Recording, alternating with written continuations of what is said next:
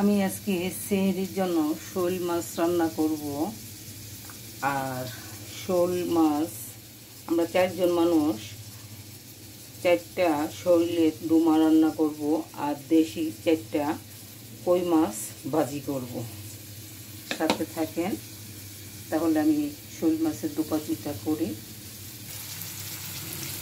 দিয়ে দিলাম পেঁয়াজ কুচি, রসুন কুচি,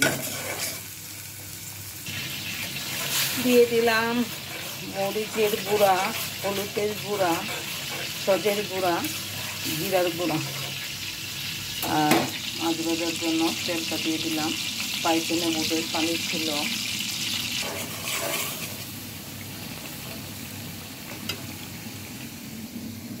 তেলটা আমার গরম হয়ে গেছে। বিসমিল্লাহ।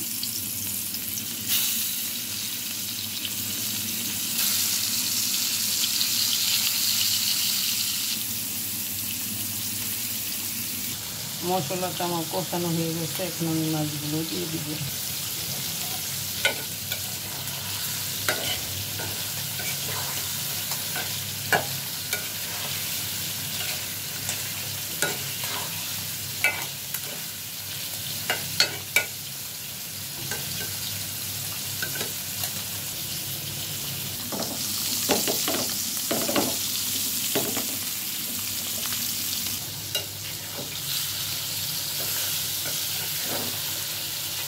মাছটা আমার কষানো হয়ে গেছে, এখন আমি ঝোল দিই।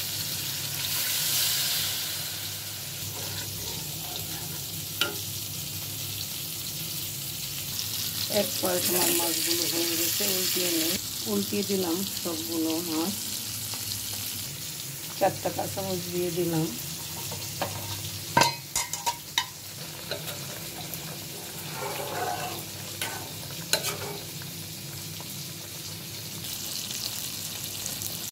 মাছ ভাজিগুলো আমার হয়ে গেছে।